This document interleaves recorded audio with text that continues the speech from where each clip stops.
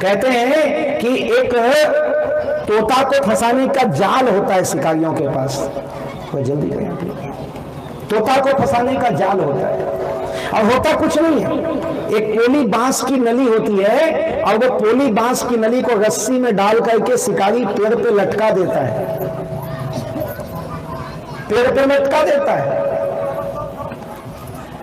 और जब तोता उसमें आके बैठता है ना, तो वो पोली नली होती है लकड़ी की, और वो रस्सी में गुथा होता है, एक मोटे रस्सी में। जैसे ही बैठता है तोता उल्टा लटक जाता है, लेकिन गिर ना जाऊं कह के और जोर से पकड़ लेता है वो लकड़ी को, और सोचता क्या है, मैं फंस गया।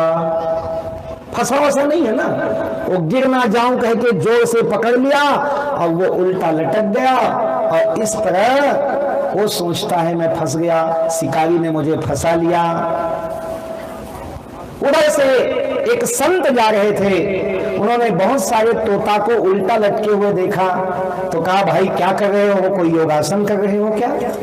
बोले नहीं नहीं बाबा जी, आपको हंसी आ रही है, हम फंस गए, देखते नहीं हो। बाबा जी ने कहा मुझे तो तुम नहीं दिखते फंसे जैसे। बोले नहीं नहीं हम फंस गए हैं, देखो शिकारी ने फंसा लिया। बाबा जी ने कहा कहां फंसे हो, तुमने ही उसको पकड़ रखा है, उसे छोड़ोगे तो अपने आप मुक्त हो जाओगे। तो एक तोता ने पैर छोड़ दिया तो वो उड़ने लग गया, लेकिन दूसरे ने डर के मारे नहीं छोड़ा, छोड़ूंगा तो गिर जाऊंगा, तो फंसा रह गया और शिकारी ले गया। ऐसी ही कुछ स्थिति हम लोगों की है। हम सोचते हैं कि हम इसके बिना नहीं जी सकते, उसके बिना नहीं जी सकते, और यही सोच सोच करके शराब पीने लग गए, नशा करने लग गए, बीड़ी सिगरेट तंबाकू गुटखा खाने लग गए। मैं इसके बिना नहीं जी सकता, मैं उसके बिना नहीं जी सकता, और इतना ही नहीं मांसाहार करने लग गए कि मैं तो मांस मटन के बिना नहीं जी सकता, ये तो मेरी लत है, ये तो मेरी आदत। फिर संत लोगों ने कितना बताया, ज्ञान कितना बताया, भागवत ने बताया, रामायण ने बताया, अहिंसा परमो धर्मः कहा, लेकिन नहीं माने। फिर हम सोचते हैं ये तो हमारी आदत हो गई है, हम नहीं छोड़ सकते। अरे ये तुम्हारी इच्छा शक्ति के ऊपर है। आज कितने दिन तक लोगों ने शराब नहीं पिया, दुकानें बंद हो गई। कितने दिन तक लोगों ने दुकानें बंद हो गई तो सब बंद कर दिया। मैं चाहता हूं जैसा अच्छा जीवन वो बीमारी के समय लोग जी रहे थे, वायरस के समय जी रहे थे, वैसा ही सुंदर जीने का प्रयास करें, तो ये बीता हुआ 9-10 महीना आपके लिए श्राप नहीं वरदान हो जाएगा, जीवन को सुधारने का एक कारण हो जाएगा, हमको सुधरने का मौका मिलेगा। अब बात आती है ये जाएगा कब? जाएगा तो जरूर। देखो अच्छा समय जब चला जाता है तो बुरा समय कहाँ रहेगा? अच्छा समय भी तो नहीं रहता, कोई भी समय नहीं रहता। जो आया है वो जाएगा, तो जो बुरा समय आया है वो भी जाएगा, धीरे धीरे जा रहा है। और मैं तो आज टोया गोंदी में निकला हूँ, आके देखता हूँ तो ऐसा लगता है कोरोना कहीं है ही नहीं, कको मुंह तो पानी लगे। 2 गज की दूरी मोदी को भेजना पड़ेगा फोटो खींच के, 2 गज की दूरी ये है जरूरी, लेकिन यहाँ तो नहीं दिखता मजबूरी, सब चिपक चिपक के बैठे। मैं बस बैठा हूँ 2 गज की दूरी में। तो भगवान की बड़ी कृपा है कि आप लोगों के चेहरे में मुस्कान है, नहीं तो 8-9 महीने से तो हंसता हुआ आदमी देखना मुश्किल हो गया था, क्योंकि आदमी हंस रहा है कि रो रहा है पता ही नहीं चलता, मुंह बंद है क्या पता चलेगा। अब दिखता तो है चेहरे खुशी से खिले हुए। ऐसे ही प्रसन्न रहे। ये 2021 जो आया है वो अच्छा रहे आप लोगों के लिए। और आने वाला हिंदू नववर्ष जो चैत्र महीने से शुरू होगा, हिंदू नववर्ष का ये जो प्रमादी नाम संवत्सर है, ये प्रमादी नाम संवत्सर समाप्त होगा और नया आने वाला जो संवत्सर है बड़ा सुखी रहे। हम तो यही चाहेंगे, लेकिन केवल हमारे लिए सुखी रहे ये नहीं चाहेंगे। सर्वे भवन्तु सुखिनः, सबके लिए सुखी हो। और इंसान बनाया ही इसलिए गया है। रामचरितमानस में भगवान ने कहा, स्पष्ट घोषणा है राम जी की, सब मम प्रिय सब मम उपजाए, सबको मैंने पैदा किया है और सब मुझको प्रिय है। एक पिता के विपुल कुमारा। कोई मूर्ख होता है, कोई ज्ञानी होता है, कोई आलसी होता है, कोई कमाऊ होता है, लेकिन पिता और माता के लिए संतान तो संतान ही होता है ना, प्रिय होता है। ऐसे ही भगवान के लिए कोई अप्रिय नहीं है, कोई दुश्मन नहीं है। भगवान किसी का बुरा कभी करता ही नहीं है। हमारे कर्म ही के द्वारा हमको बुरा और अच्छा मिलता है। दोष भगवान पे लगाते हैं। काल ही कर्म ही ईश्वर ही मिथ्या दोष लगाई, और सोकृत निंदक मंदमती आत्महन गति जाई। तो इसलिए हर समय के साथ हर परिस्थिति में हमें शिक्षा लेनी चाहिए। तो इस विपरीत परिस्थिति में बीते हुए कुछ दिनों ने हमको एक अच्छी शिक्षा दी है, और आगे के लिए भी अच्छी शिक्षा पूरे विश्व को मिल गई है। पूरे संसार को एक शिक्षा मिली है कि अपने हद में रहो, अति सर्वत्र वर्जते। अति करोगे तो नाश को ही प्राप्त होगे।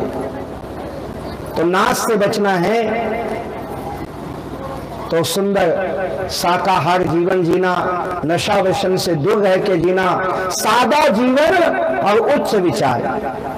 तो उच्च विचार कौन सा होगा? उच्च विचार यही होना चाहिए कि मैं सुख से रहूं, ऐसा नहीं मेरे कारण सब लोग सुख से रहें, क्योंकि मेरे कारण दूसरों को सुख मिलेगा तो मैं अपने आप सुखी हो जाऊंगा। हमारे यहाँ की परंपरा है, हम दूसरों को भोजन कराते हैं ना तो ऐसा लगता है कि हमारा पेट भर गया। हम सब की संस्कृति है। तो दूसरों को सुख देने का प्रयास करना, मेरे द्वारा किसी को दुख ना मिले, मेरे कारण किसी को कष्ट ना मिले, मेरे कारण किसी को पीड़ा ना हो, मेरे कारण किसी का हिंसा ना हो, मेरे कारण किसी का नाश ना हो। हे परमात्मा, मुझे इस प्रकार की सद्बुद्धि दो।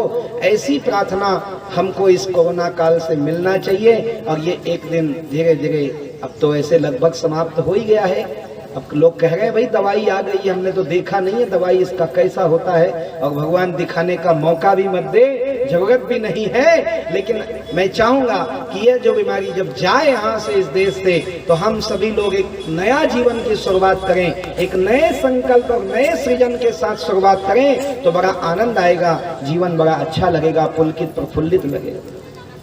ये तो हो गई पहली बात। दूसरी बात, एक संदेश है।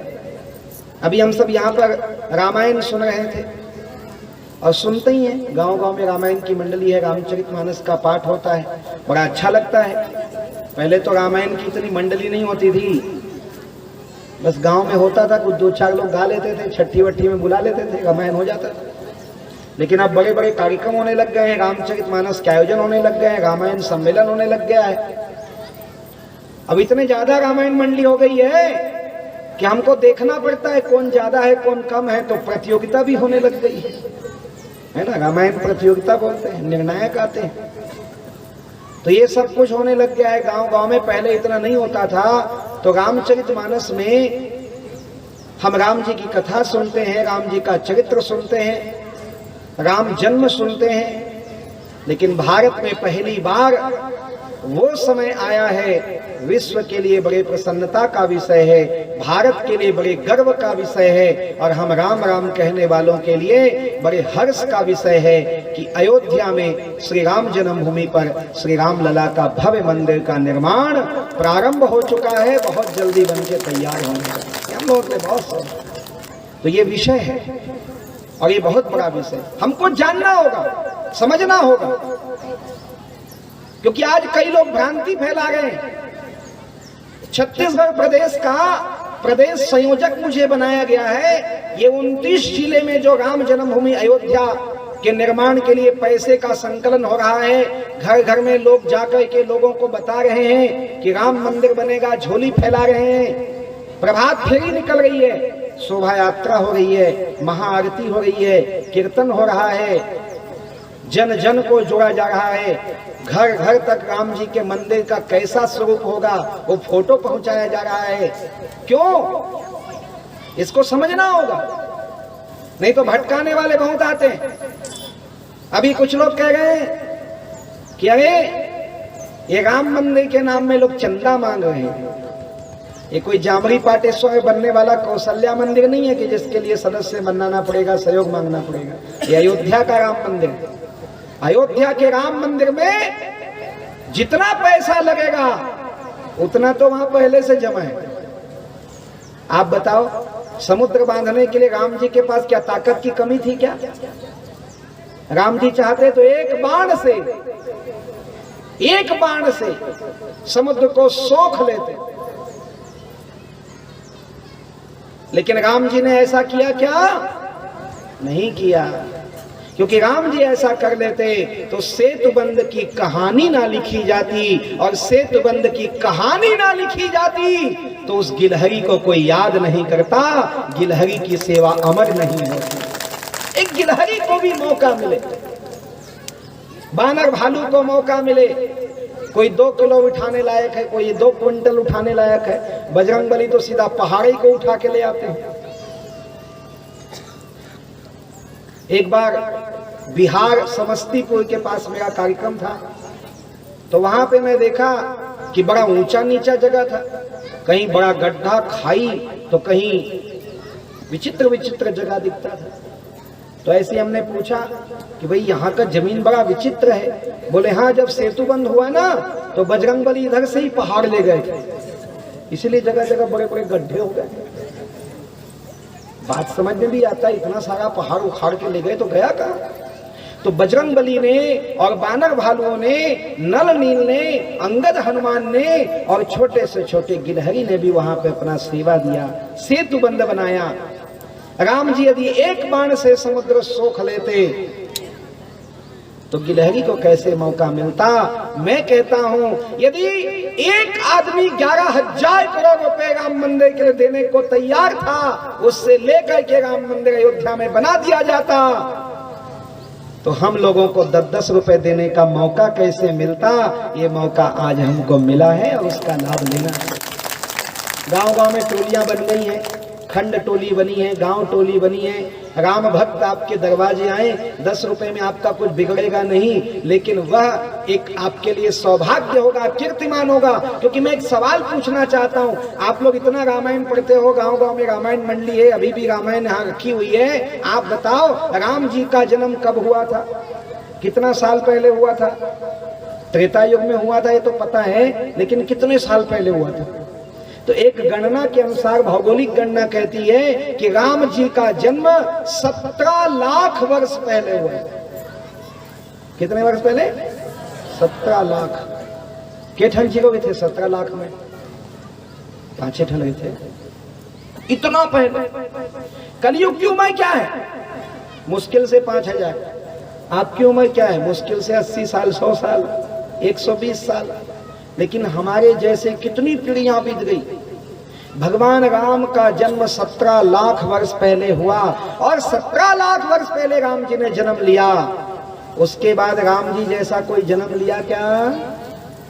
कभी और सुने हो? बीच में द्वापर युग में भी एक राम हुए, बलराम हुए, वो ठीक है, लेकिन राम जी जैसे कोई नहीं हुए। राम जी का जन्म एक बार हुआ, बाद में नहीं हुआ। अच्छा, राम राज्य बैठे त्रैलोका, हर्षित भये गए सब शोका। राम जी का राज्य हुआ, बैर न कर काहू सन कोई, राम राज विषमता खोई। राम राज्य जैसा राज कभी आया? मांगे बारिन देह जल रामचंद्र के राज। आकाश से पानी मांगो तो आकाश पानी दे देते थे। ये है राम राज्य। धान बेचे पोता नहीं मिलत, तू मिलत कैसन राम राज्य तुम्हारा? बड़ा परेशानी। मांगे बागिन दे जल रामचंद्र के राज। राम राज्य जैसा राज्य दोबारा नहीं हुआ। नेता बोल बोल के मर गए, आप लोग वोट दे दे के, लेकिन राम राज्य नहीं आया, न आ सकता। राम राज्य 17 लाख वर्ष पहले हुआ, वैसा दोबारा नहीं हुआ।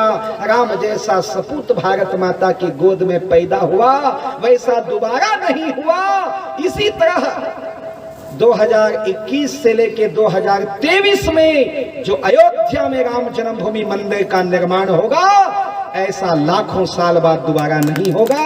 ये भूतो ना भविष्य। हमको मौका मिला है, कि उस मंदिर का शिखर देखेंगे, उस मंदिर में लगा भगवा ध्वज देखेंगे और हम अयोध्या जाएंगे और राम जी का दर्शन इन्हीं आंखों से करेंगे और तब कहेंगे कि हमने भी राम जन्मभूमि के निर्माण में अंशदान किया। मैं तो बहुत छोटा था, 1989-90 में जब गोली कांड हुआ तब भी मैं अयोध्या गया था। 6 दिसंबर 1992 जब वो विवादित ढांचा तोड़ा गया तब भी एक धक्का और दो, बाबरी मस्जिद तोड़ दो, वो हम लोग चिल्ला रहे थे मंच में खड़े होकर। तो उस समय हमने देखा है उस आंदोलन को। हो सकता है यहाँ भी कुछ हो जो लोग गए रहे हों, लेकिन जो नहीं देखे हैं उनके लिए वो कहानी है, उनके लिए वो एक कथा बन गई। इसी तरह ये राम मंदिर का जो निर्माण हो रहा है, इसमें किसी भ्रांति में मत रहो, ये हम सब की जिम्मेदारी। इस देश में रहने वाला मुसलमान वो भी राम मंदिर के लिए अपना अंश दे रहा है। इस देश में रहने वाले ईसाई भी इसमें अपना अंशदान दे रहे हैं। हिंदू की तो बात ही क्या है, वो तो हमारी गौरव है राम, हमारे औरस पुरुष है राम।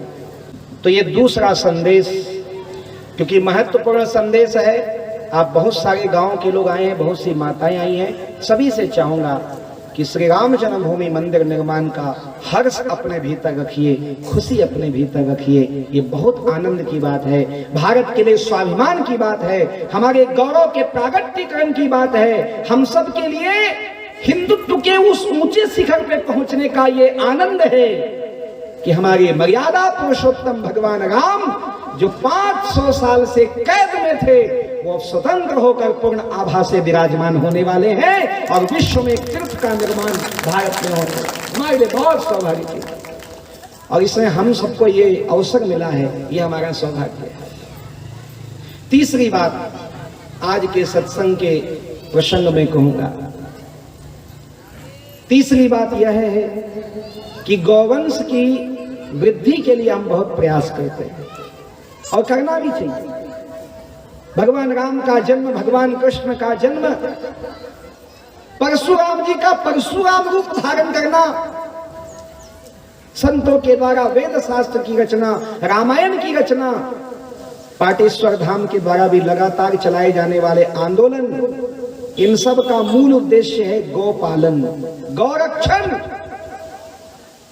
बड़े दुख के साथ कहना पड़ता है कि हर साल हमारे गांव में गाय की संख्या घट रही है। घर में गाय रखना अब लोगों को परेशानी लगने लग गई है। गाय की सेवा महंगा हो गया, गाय की सेवा नहीं करना चाहते आजकल के नौनिहाल, आज के नौजवान, ऐसा लोग कहते हैं। घर में कोई बूढ़ी बाड़ी हो तब तक तो गाय का गोबर कचरा होगा, लेकिन आजकल की पढ़ी लिखी बहनें बहुएं वो गाय का गोबर कचरा हम नहीं करेंगे, हम इसीलिए पढ़े हैं क्या, ऐसा बोलते हैं। हर नौजवान को नौकरी चाहिए। देश में बेरोजगारी नहीं बढ़ गई है, लालच बढ़ गया है। रोजगार तब भी उतने थे, मिल जाता था, क्योंकि सबको रोजगार नहीं चाहिए था।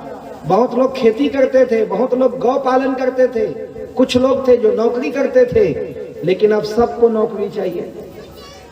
कोई मालिक बनना ही नहीं चाहता, सब नौकर ही बनना चाहते हैं। तो क्या करें?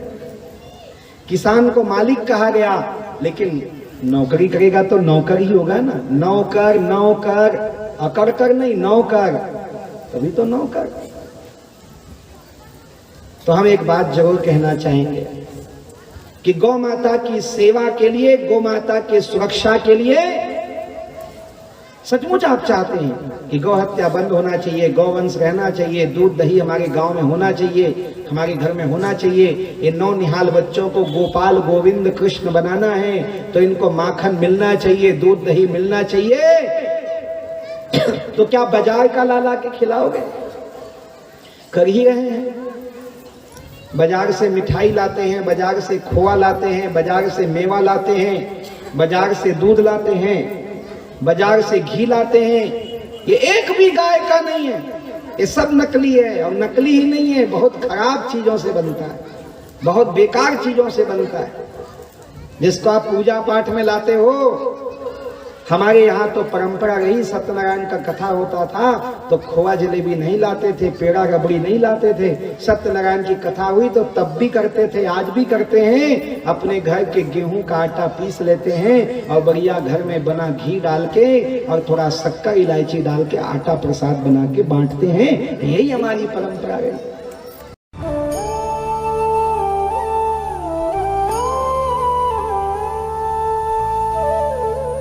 इसी तरह के धार्मिक वीडियोज देखने के लिए हमारे चैनल को सब्सक्राइब करें, बेल आइकन दबाएं एवं शेयर करें।